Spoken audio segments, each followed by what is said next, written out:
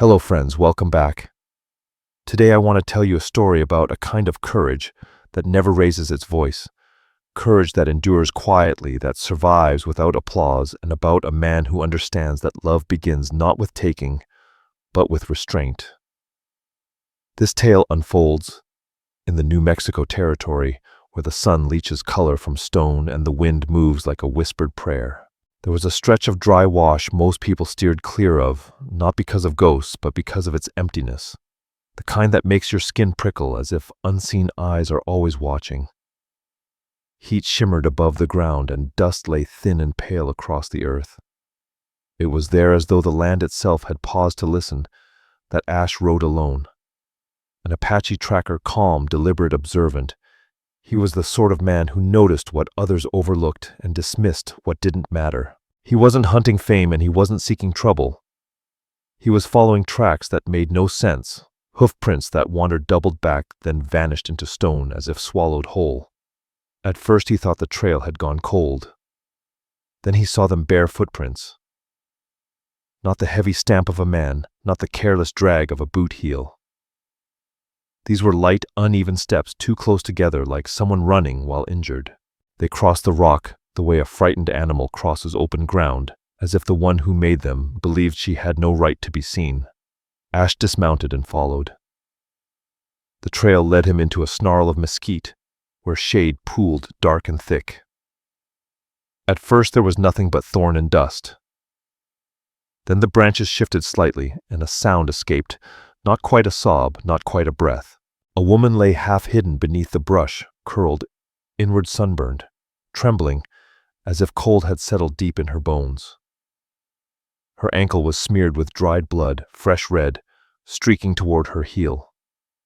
Her lips were split, her eyes wide and feral, fixed on Ash like he was just another danger the desert had sent to finish the job.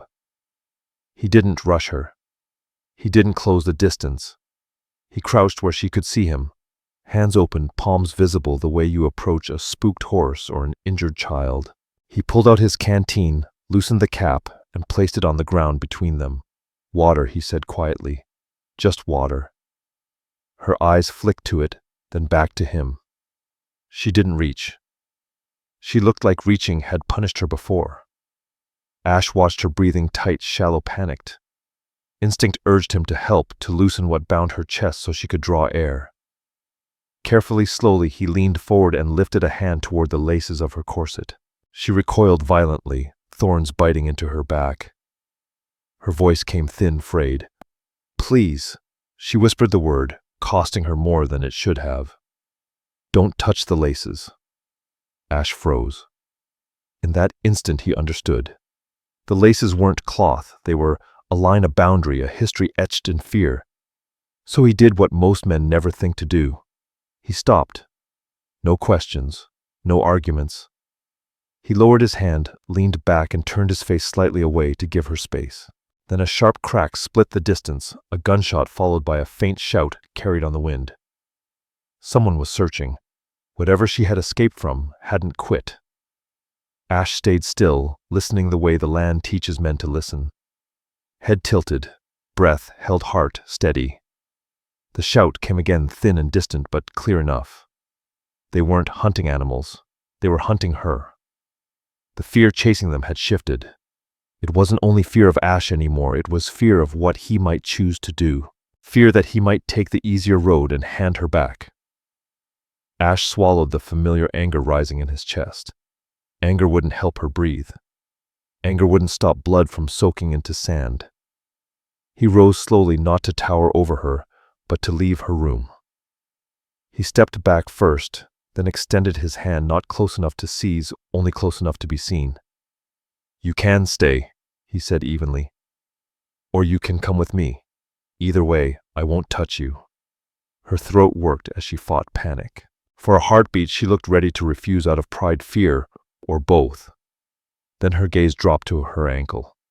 Pain made the decision for her. She nodded once. Ash led her without pulling, moving just ahead so she could follow his voice. When she stumbled, he stopped. When she slowed, he slowed. He chose a path behind stone ridges where wind scattered scent and shadows erased outlines. The desert spoke in its own quiet noise, grit underfoot brush, scraping a hawk's distant cry like a warning. Eventually he found a pocket of stone shaped like a shallow cradle, a place where fire could hide from wandering eyes.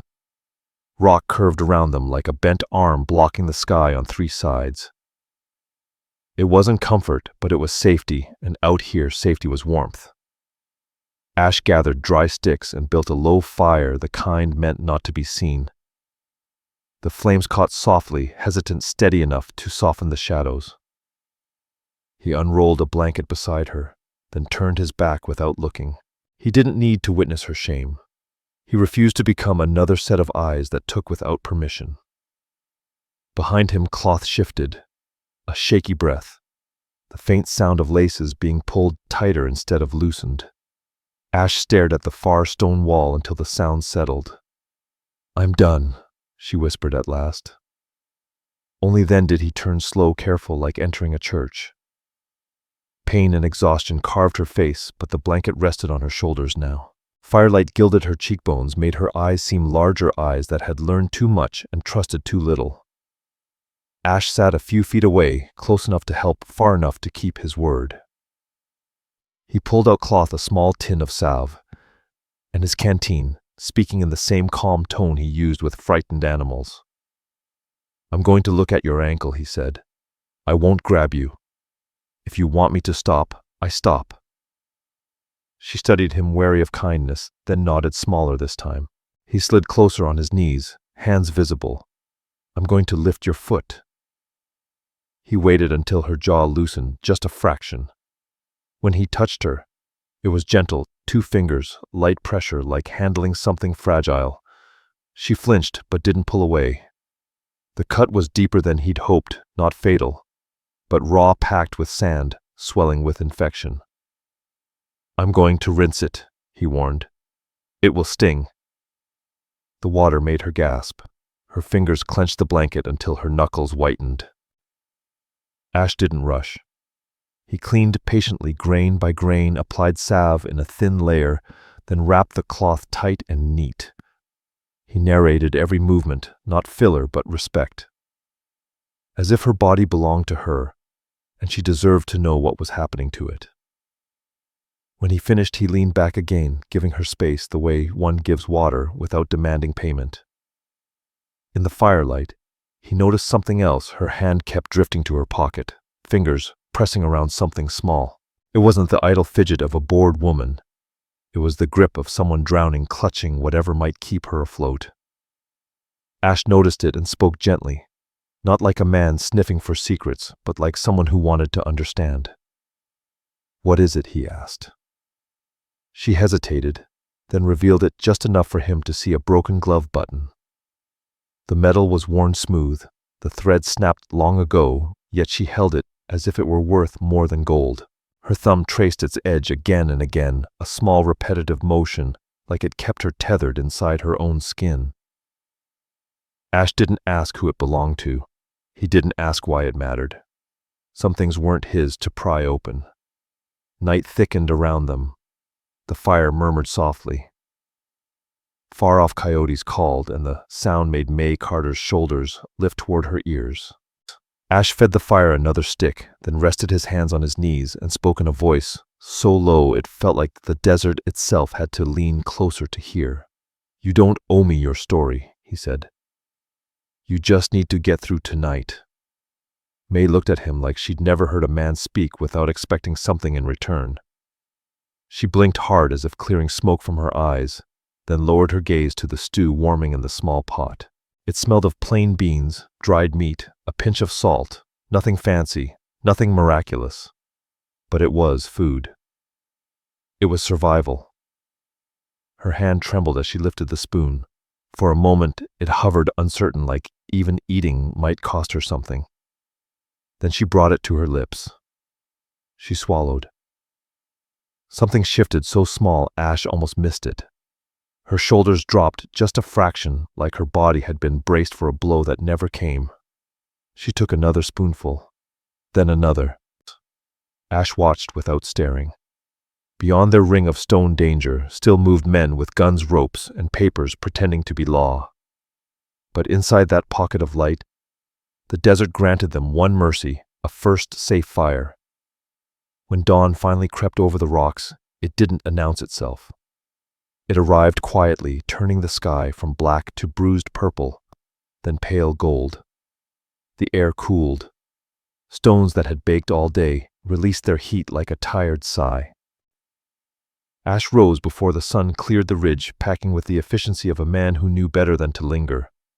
As he rolled the blanket and stowed his gear, his hands were already stained red with clay rust-colored earth clinging to him the way memory does. May watched from where she sat back against stone. The fire had burned down to ash, and she held the broken button in her palm like a secret. After a long silence, she asked a question she hadn't planned to ask. "Why are your hands always red?" Ash glanced at them, then at the ground beneath his boots. "The landmark's what it claims," he said simply. May's eyes flickered.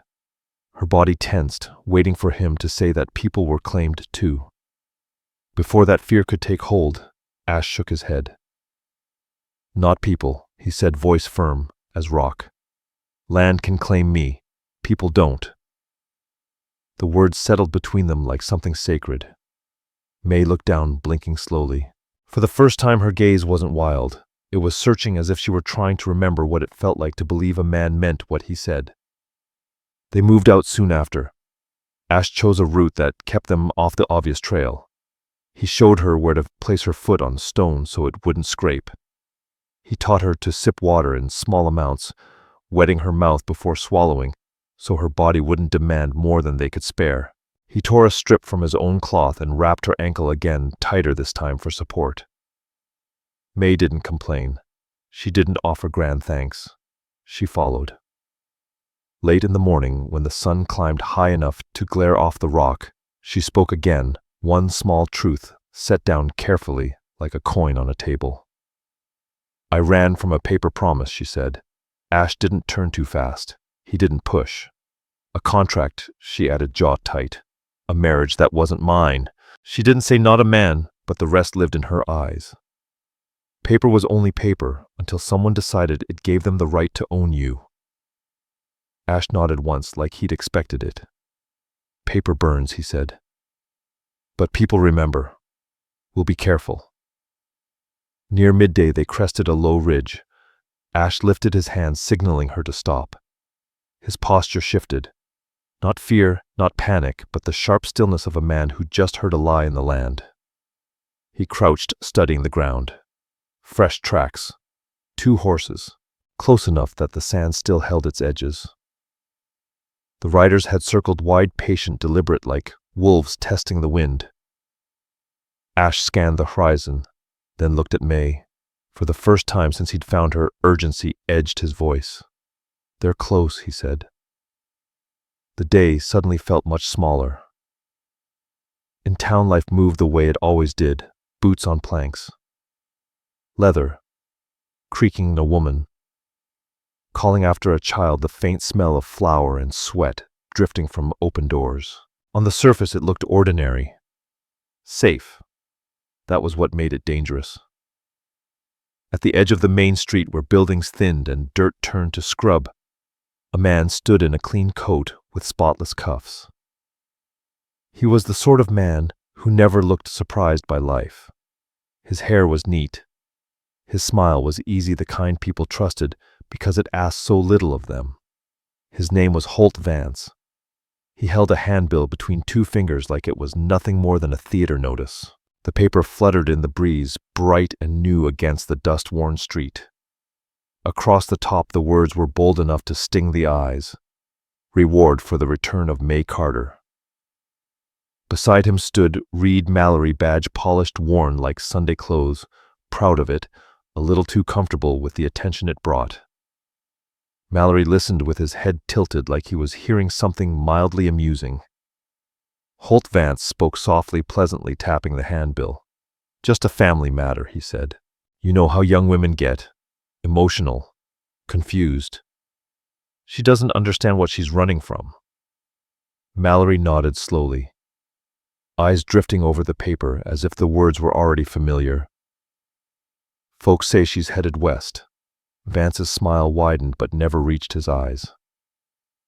We just want her safe. Back where she belongs. Belongs. A word polished until it sounded gentle, though underneath it was still a rope. Mallory took the handbill, studying it like a man weighing a purchase. You got someone waiting on her. Vance's tone stayed friendly. A respectable arrangement. A promise made. A contract signed. You know how it is when a family gives its word. The whole community benefits from order. Order. Respectable.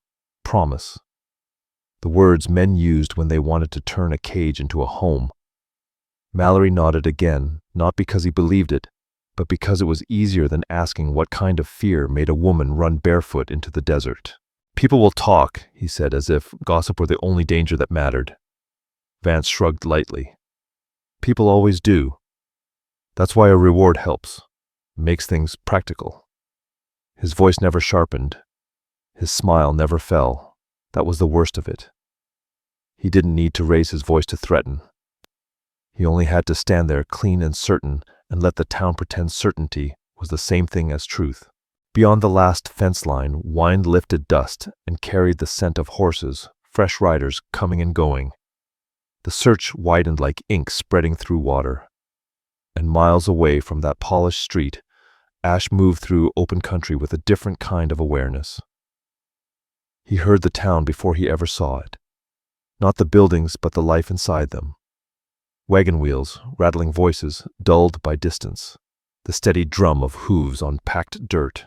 Ash kept May Carter low and silent, tucked behind a rise while he listened. Words drifted on the wind, broken and scattered, most of them meaningless. Then one name cut through clean as a bell, May Carter. Ash felt her breath hitch behind him. Her body went rigid the same way it had that first night, when he'd reached for her laces, the same fear sharper now with recognition. He didn't turn quickly. He didn't touch her. He only lowered his voice and leaned close enough for her to hear without letting anyone else catch a word. They're using your name, he murmured. May's fingers closed around the broken button in her pocket like it could keep her anchored. Ash kept his eyes on the road below, on the wagons rolling past, on men who glanced around too carefully, hunters pretending to be travelers. They're using it like a rope, he said, calm and certain. We're not letting them pull you back. Not for a second. May didn't answer. She stared into the distance as if she could already see the handbill, as if paper had grown teeth. Then she nodded, once the smallest agreement, and Ash turned them away from town like a man leading someone out of a burning house. They traveled until the land closed in around them. A narrow canyon split the rock like a seam walls, rising high on both sides, too tight for wagons, cruel to horses. In places the stone leaned inward, as if it meant to hush anything that entered. Sound died there. Even the wind lost its voice. Ash chose a spot deep enough to hide them from above. He built a fire the way he always did, small, careful, more warmth than light. He boiled water in a dented tin, dropped in grounds, and let the bitter smell of coffee bloom. May watched him with the wary focus of someone who'd learned that comfort was often bait. Ash poured the coffee into a cup and set it near her. It's hot, he said. Give it a minute. She didn't smile. Not at first. She just stared at the cup like it might vanish. Then Ash took a sip of his own and made a face, subtle, quick, almost boyish. Something unexpected slipped out of her, a laugh. It was small. It startled her more than it did him. The sound bounced once off the canyon walls, then disappeared like the land itself had chosen to keep it safe. May lifted a hand to her mouth, eyes wide as if she couldn't believe she still owned that sound. Ash didn't tease her. He didn't comment. He let the moment settle. Sleep came, but it wasn't gentle. It never was for someone carrying what she carried. May's breaths sharpened. Her hands clenched at empty air. Her brow tightened like she was fighting someone she couldn't see. Ash didn't touch her. He didn't shake her awake. He shifted closer, only enough that the rhythm of his breathing reached her in the dark, a steady human sound to hold on to. He watched the canyon wall and listened to her struggle the way he listened to night winds, patient, alert, ready to protect without crossing a line.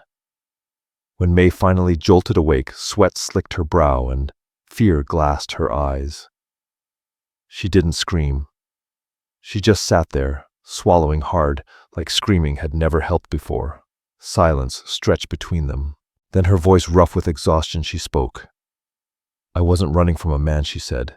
"Not just a man." Ash waited. Her fingers trembled as she drew the broken button from her pocket. She stared at it like it was the only honest thing left in the world. "I was traded," she whispered. "Like land. Like debt. Like a mule." Her throat tightened around the words.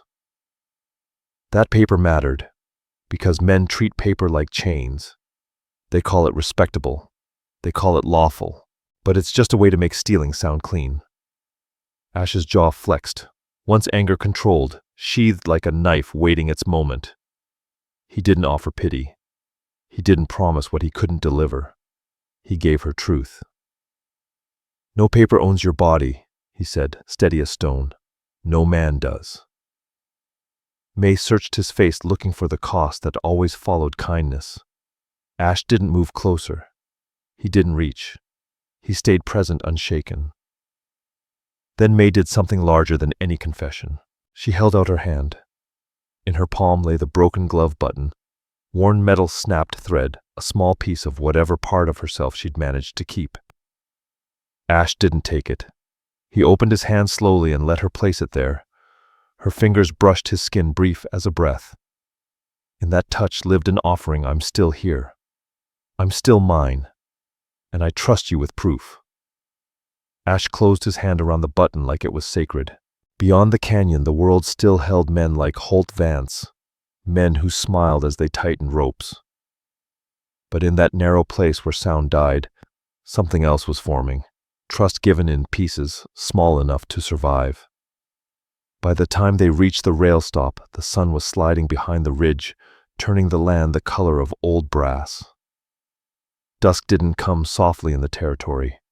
It fell like a curtain, fast, swallowing detail, turning every shape into a man with a gun. Ash kept them off the open road as long as he could, guiding May through scrub and shadow with practiced care. Her ankle held barely. Each step tightened her jaw as she swallowed the sound she wanted to make. They approached from the far side where wind carried coal smoke and iron. The station was small, a low building, a platform, a water tower, a handful of lamps casting islands of light into the dark. Wagons waited near the edge. A few men leaned against posts. Women clustered together, shawls pulled tight.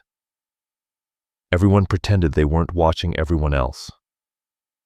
Ash stopped May behind a stack of freight crates where shadows were thick and the station's sounds came muted. Boots, scuffing voices, murmuring, a baby fussing, then quiet. "Stay here," he told her, not sharp, not commanding. "Steady." May nodded, pulling her shawl higher. Her fingers found the button in her pocket and rubbed it once, twice, like a wordless prayer. Ash moved toward the edge of the light. Then it came a train whistle, long and hollow, slicing through the evening like a warning horn. Gooseflesh rose along May's arms. It wasn't just sound. It was a clock, a promise that something was coming, ready or not. People shifted. Heads turned down the tracks. Lanterns bobbed. The platform felt tighter, like the town had stepped closer to itself. Ash didn't look toward the rails. He looked at faces. He spotted old Ben Carter near the station door, bent over a ledger with a stub of pencil. Ben had the look of a man who'd lived long enough to know danger without confession. He noticed Ash the way a crow notices a fox, quiet, immediate, wary. Ben's eyes narrowed, then flicked toward the shadows where May waited, an unspoken question. Ash approached close enough to be heard, and no closer. Ben didn't offer warmth. Warmth was risky here. He spoke like a man commenting on weather. "You picked a bad night," Ben muttered. not lifting his head. Vance's men are out. More than a few. He's paying extra. Ash's expression didn't change. How close Ben's pencil paused. Close enough I'd keep my head down if I were you. He finally looked up, and his eyes said the rest. And Reed Mallory he's helping, calling it bringing a woman home. The words tasted like dust and rot. Ash exhaled through his nose, controlled, and nodded once. Any marshal, he asked. Ben's laugh was low and empty. This isn't a marshal town. Ash's eyes swept the platform again, measuring everything, people light, movement, rhythm. The station wasn't just a building, it was a funnel. Everyone passed through the same narrow throat. That made it useful. It also made it dangerous. He returned to May Carter, crouching beside the freight crates without invading her space. We're not crossing that platform like this, he said quietly. Too many eyes. May's mouth went dry. Then what do we do? Ash's answer came plain, without flourish. We borrow a shadow. He nodded toward a woman standing near the edge of the lamplight, middle-aged, solid-built, traveling with 2 children and a basket of blankets. She tightened a shawl around her shoulders. Her face carried the careful look of someone who had survived hunger, hard men, and learned she didn't need to survive any more of them. Ash approached the way he approached everything, respectful, deliberate.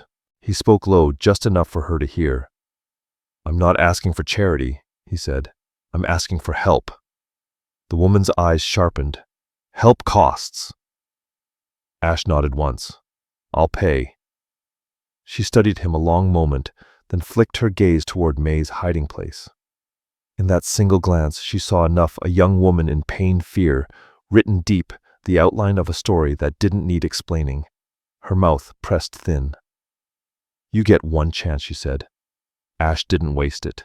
When she moved toward May, she did so like she'd done this before, like hiding someone from the world was just another task on a long list women learned early.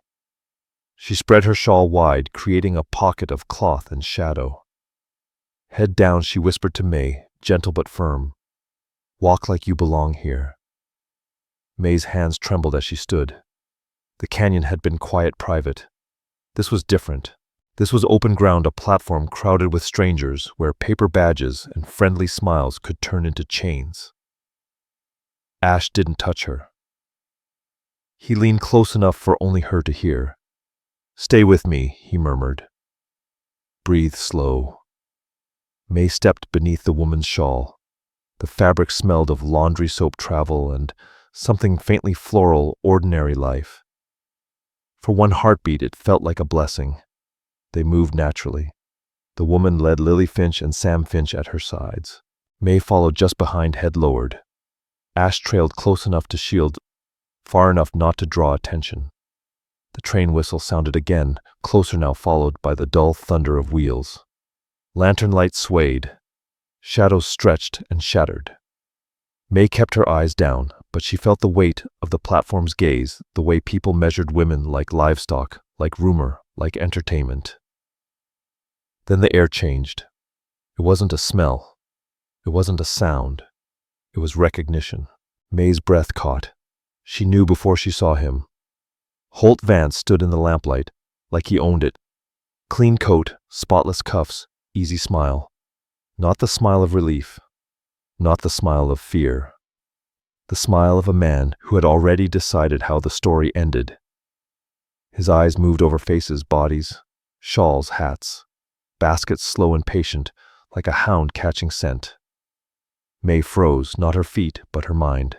For an instant she was back where she'd fled, crushed beneath voices telling her who she was, who she belonged to, what paper said her life was worth. Ash's voice cut through the fog, quiet, immediate, steady, as a hand on her shoulder, without ever touching her. Look at me, he murmured. Not him. May found Ash's eyes. There was no hunger there, no claim, only calm. The train rolled in with a groan of metal and steam. People shifted. Someone shouted a name. A child cried. then laughed. Life messy, loud, indifferent. May made a choice. She stepped forward, not sneaking, not shrinking. She walked like she belonged, like she held a ticket, like she was just another traveler with tired feet and a long road ahead. Her heart pounded hard enough she thought it might shake the shawl loose. But she kept her pace steady. Holt Vance's gaze slid past her almost. For one breath it looked like she might disappear into the crowd. Then his eyes snapped back, not to her face, to her sleeve. A small detail, the faint thread, the worn mark where the broken glove button had once been sewn. The thing May never thought anyone would notice. Vance's smile widened, slow and certain. He stepped closer. May felt him before she saw his hand extend, pale, clean. Offered like help. Her body tried to fold. But May was done folding. She jerked back so fast, the shawl slipped, and her voice rang out clear, stronger than she knew it could be. "Don't touch me." The platform went silent in that sudden way crowds do when something real breaks through the noise. Holt Vance didn't look offended. He looked amused. His grin stretched wider like defiance was a joke he couldn't wait to tell again. Without raising his voice or losing that polite expression, he lifted 2 fingers, just enough. A signal. At the edge of the lamplight, Vance's men began to move. That was the truth about a man like Holt Vance. He didn't panic when a woman ran.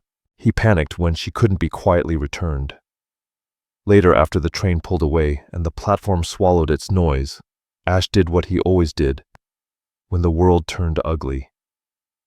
He didn't let anger lead. He let the land decide. He got May off the platform without a scene guiding her through the same shadows that had saved her before. Not with force, not with a shove, only with a calm voice near her ear. "Easy now," he murmured. "You're safe." They moved fast but not reckless. Ash led her beyond the last lantern, beyond the final fence post, into country that looked empty to anyone who didn't know how to read it. Behind them, Vance's men spread out, quiet, hard-faced, eager. Confident because a badge in town had nodded for them. Confident because men like Reed Mallory always said the same thing when a woman fought for her own life, let the men handle it. Ash didn't head for open ground. He headed for red clay. That soil wasn't like ordinary dirt. It was heavy, sticky, hungry. Dry it looked harmless. With even a trace of moisture, it clung to hooves like wet cement and turned speed into struggle. Ash chose it the way a shepherd chooses a narrow pass when wolves are running. He cut across a shallow wash with steep banks and a bottom slick with red mud. May stumbled once. Ash didn't grab her. He planted himself beside her, steadying the space, offering a shoulder only if she chose it. She did for one breath. Then she moved on. The first rider hit the clay at a gallop and paid for his certainty. Hooves sank. The horse screamed, fighting the pull. The rider cursed, yanking reins, every tug driving them deeper. More riders followed because men like Vance taught them to rush to overwhelm, to believe numbers were power. Ash moved like a storm that wasted nothing. He didn't fire to kill. He didn't need blood. He used precision, a stone thrown at the right moment to spook a horse, a blade, flashing low to slice a saddle strap. A rider sliding sideways into mud with a grunt and a curse. A quick cut to a bridle line, a snapped cinch.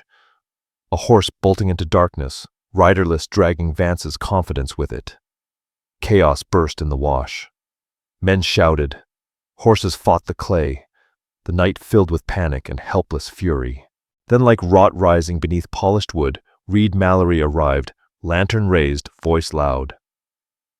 "Stop right there," he shouted as if law could be summoned by volume alone.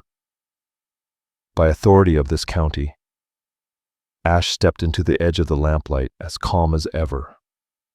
Mud splattered on his boots, red clay streaked across his hands like paint, laid on by the earth itself.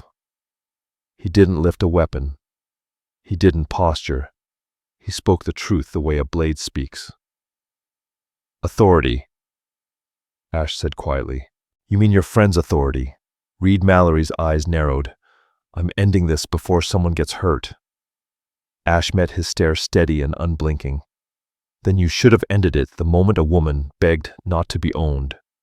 Behind Mallory, Vance's men were pulling themselves together, cursing Ash, calling him savage, calling him thief. Ash didn't answer the names. He reached into his coat and drew out a folded bundle wrapped in oilcloth. A ledger. Old Ben Carter had pressed it into his hands with fingers that shook not from fear of Ash, but from fear of what the pages proved. Ash opened it in the lamplight and held it up like a mirror. Here's your order, he said. Contracts, signatures, payments, names of men who bought women the way they buy cattle. Mallory's face shifted just a heartbeat. The mask cracked. Not shock, recognition.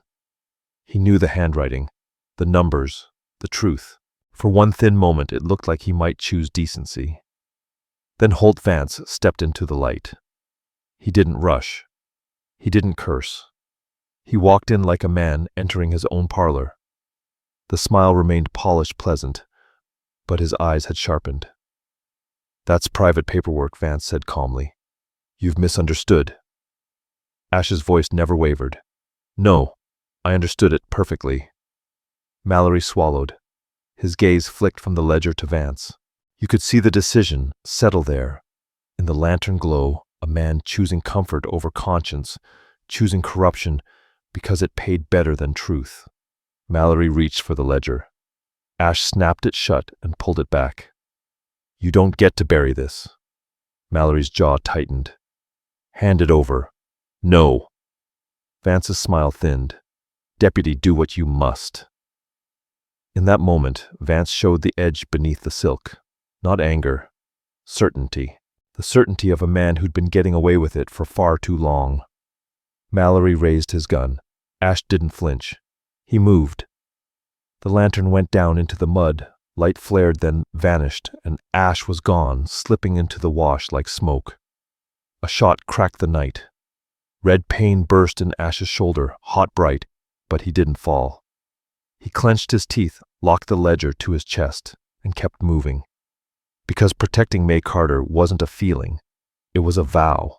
By dawn, Ash had placed the ledger into hands that couldn't be bought by a deputy's badge or a smiling man's money. Hands tied to Judge Edgar Boone, riding circuit through the territory, and Marshal Cole Wyatt, who understood that paper could be a weapon when it told the truth. For the first time, Holt Vance looked afraid.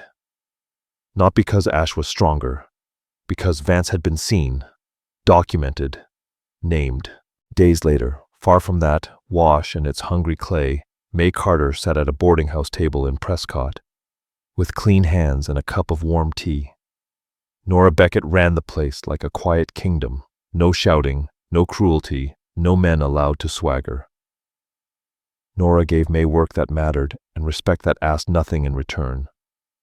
She taught her how to stand straight again without flinching. At night, when fear tried to creep back, Nora hummed a soft hymn under her breath. Low, steady, as if the world still held goodness if you listened hard enough. May didn't have to hide under anyone's shawl here. She didn't have to lower her eyes. When she chose her name, she chose it the way a woman chooses her own heartbeat. She kept May Carter this time because it belonged to her. Not to paper, not to contracts, not to men who smiled. One afternoon, the door opened. Ash stood there, dusty worn, his shoulder bound, his face drawn but alive. May felt the old instinct to run rise in her body. She didn't follow it. She stood and walked to him, steady, calm, each step a decision. Ash's eyes softened. His voice came low and familiar. Easy now, he said. You're safe. That night, May lifted her hands and stitched the broken glove button back onto her coat. Not as proof she'd been owned, but as proof she'd endured. Because some women don't need saving. They need space to become themselves again. And a man who never mistakes love for ownership. And now, my friends, I'd love to hear from you. Tell me in the comments, where are you listening from today? Which moment of May's journey reached you most the instant she said, "Don't touch me," or the quiet choice to keep her name?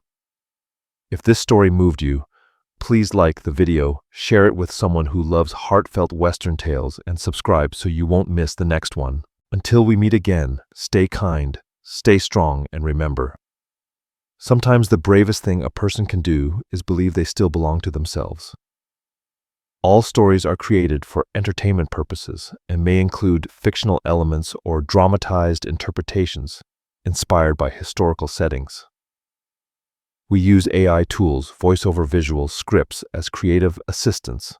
However, all content is reviewed, refined, and edited by humans to ensure emotional authenticity and storytelling quality.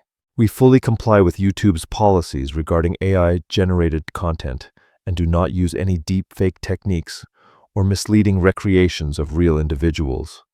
All visuals and supporting materials are properly licensed. Sharing, re-uploading, modifying, or distributing any part of this content in any form requires written permission. We appreciate your support and respect for original creative work.